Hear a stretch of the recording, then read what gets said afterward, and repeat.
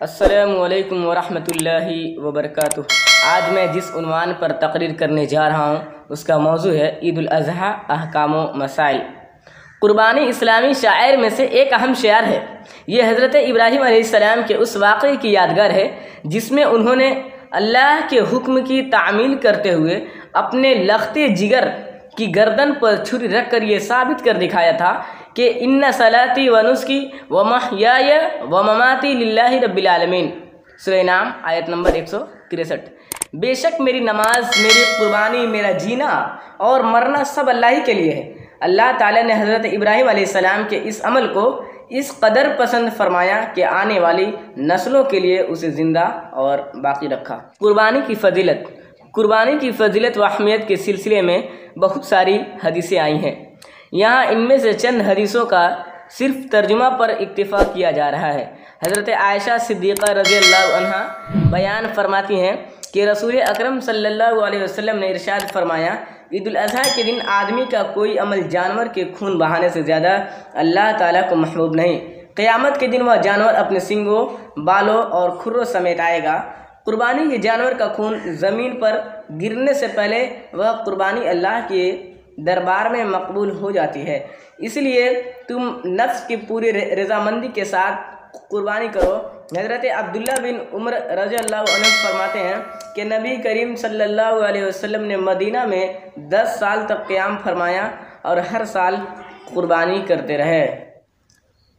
اللہ تعالیٰ نے امت مسلمہ کو اسی ابراہیمی یادگار کے طور پر قربانی کرنے کا حکم دیا ہے۔ بظاہر اس میں جانور کو ذبح کیا جاتا ہے، لیکن دراصل اس سے اللہ کی راہ میں اپنی عزیز ترین متاع کو قربان کر دینے اور بوقت ضرورت خود بھی قربان ہو جانے کا جذبہ بیدار ہوتا ہے۔ اسی حقیقت کی طرف اشارہ کرتے ہوئے اللہ تعالیٰ ارشاد فرماتا ہے سورہ حج آیت نمبر 37 میں، جس کا ترجمہ یہ ہے، اللہ تعالیٰ کے نزدیک قربانی کے گوشت اور خون نہیں پہنچتے بلکہ اس کے نزدیک تمہارے دل کا تقویٰ پہنچتا ہے۔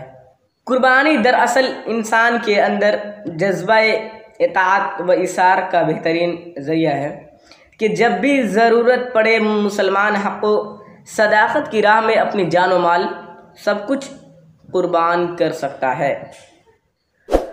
قربانی کے جانور کے سلسلے میں بھیڑ نر و مادہ، بکری نر و مادہ، اونٹ نر و مادہ، گائے اور بیل، یہی 8 قسم کے جانور قربانی کے لیے منصوص ہیں۔ ایک بکری پورے گھر کی طرف سے کافی ہے۔ ایک گھر کے تمام افراد کی طرف سے ایک بکری کی قربانی کافی ہے۔ گھر کے سارے افراد اس قربانی کی ثواب میں شریک ہوں گے۔ حضرت عطا بن یسار رضی اللہ عنہ نے حضرت ابو ایوب انصاری رضی اللہ عنہ سے دریافت فرمایا کہ رسول اللہ صلی اللہ علیہ وسلم کے عہد میں آپ لوگ کس طرح قربانی کرتے تھے؟ تو انہوں نے فرمایا، لوگ رسول اکرم صلی اللہ علیہ وسلم کے زمانے میں ایک بکری اپنی اور اپنے گھر والوں کی طرف سے قربانی کرتے تھے، اس میں سے خود بھی کھاتے تھے اور دوسروں کو بھی کھلاتے تھے۔ پھر رفتہ رفتہ فخر و مباحت کے طور پر زیادہ سے زیادہ قربانی کرنے لگے، جیسا کہ آپ دیکھ رہے ہیں۔ قربانی کا گوشت خود کھانا ہے اور دوستوں، رشتہ داروں، محتاجوں، فقیروں اور غریبوں کو بھی کھلانا ہے۔ گوشت کی تقسیم کیسے ہو اس سلسلے میں نص صریح نہیں ہے، لیکن غیر مسلموں کو گوشت دینے میں احتیاط ضروری ہے۔ ایسا نہ ہو کہ قربانی کا بیشتر حصہ غیر مسلم حکام اور افسران کو دے دیا جائے تاکہ وہ آئندہ کسی موقع سے کام آ سکے۔ ایسی صورت میں یہ قربانی کا گوشت رشوت شمار ہوگا۔ پھر میں اللہ تعالیٰ سے دعا ہے کہ اللہ تعالیٰ ہماری عبادتوں کو قبول فرمائیں اور اخلاص نیت کے ساتھ ہمیں قربانی کرنے کی توفیق دے۔